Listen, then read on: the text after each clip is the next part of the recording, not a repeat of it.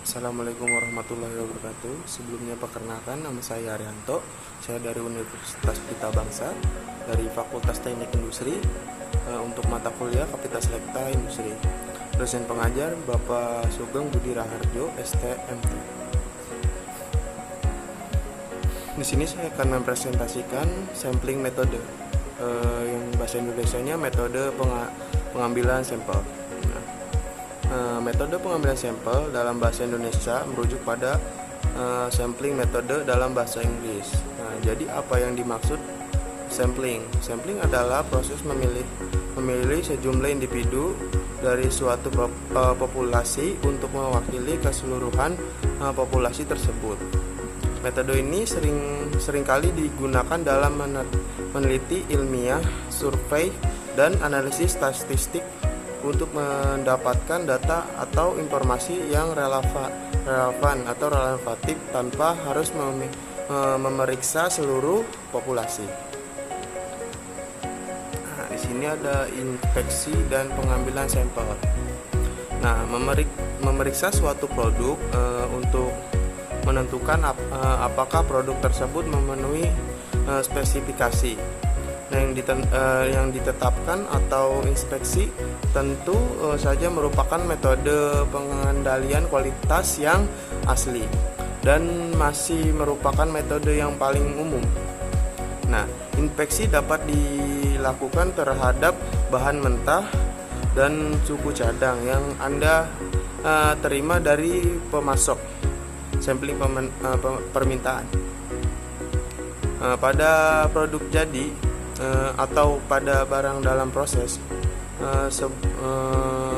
pemeriksaan setiap item inspeksi 100%. Mungkin tampak diinginkan, namun seringkali mahal kecuali jika dapat dilakukan secara optimatis.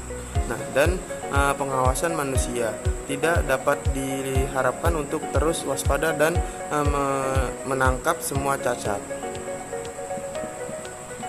Oleh karena itu, sebagai besar pemeriksaan dilakukan dengan mengambil sampel, lot atau batch produk dan menerima atau menolak lot tersebut. Tergantung pada jumlah cacat dalam sampel, aturan pengambilan sampel dapat dikembangkan secara statistik untuk setiap situasi. Namun yang lebih umum adalah menggunakan tabel pengambilan sampel yang sudah ada. Pembahasan. Misalnya, Anda menggunakan standar militer umum MIL STD 105A untuk pengambilan sampel penerimaan berdasarkan atribut. Sebanyak 2000 item dan Anda menganggap 1,0% cacat sebagai tingkat kualitas yang dapat diterima.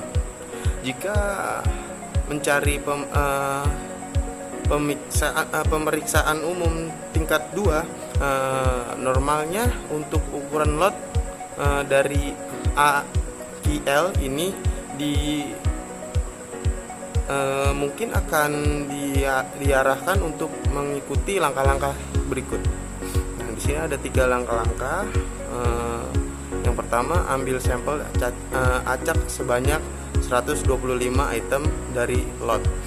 Yang kedua, terima lot jika berisi tidak lebih dari 3 item cacat.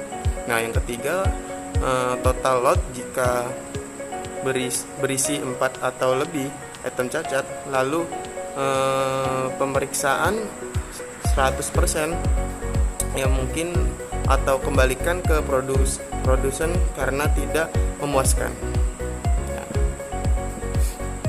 Di sini ada alternatif pengambilan sampel ganda atau mungkin dapat memiliki alternatif pengambilan sampel ganda. Di sini ada 4 sampel ganda. Yang pertama, ambil sampel sebanyak 80 item. Yang kedua, terima lot yang cacatnya tidak lebih dari 1.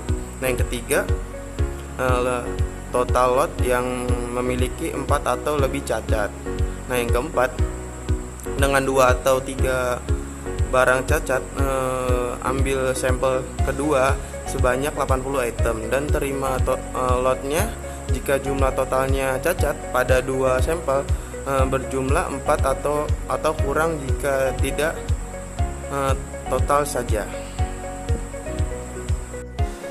Dalam pengambilan sampel ganda ini mungkin 1 hingga 7 sampel kecil berurutan berkisaran 32 item akan digunakan dalam situasi yang sama dengan aturan pengambilan keputusan yang lebih kompleks.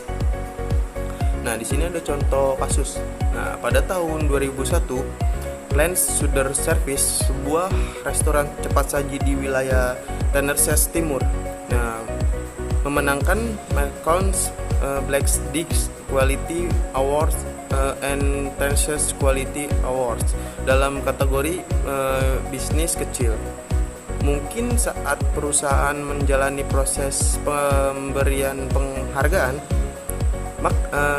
mereka menyadari bahwa yang pertama dan terpenting adalah perusahaan manufaktur.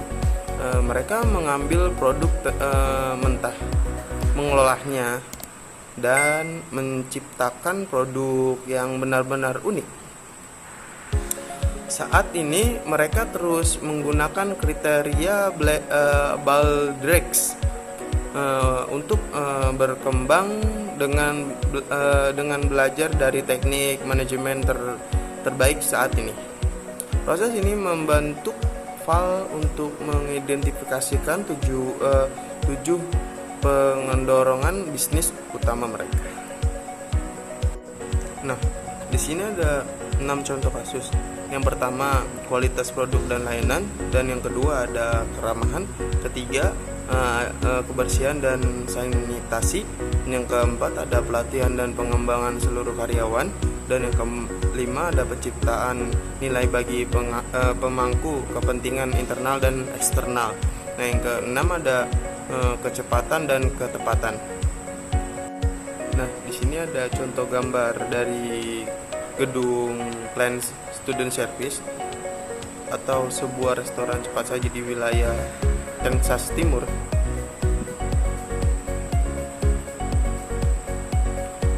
Mungkin market plan hampir tidak pernah terdengar di dunia jasa makanan. Mungkin sebuah mobil dilayani di deliver trans service setiap 18 detik. Satu kesalahan setiap 3.500 pesanan, dan kepuasan pelanggan hampir 98%. Mungkin angka-angka ini menjadi tolak ukur bagi operator jasa makanan di semua negeri.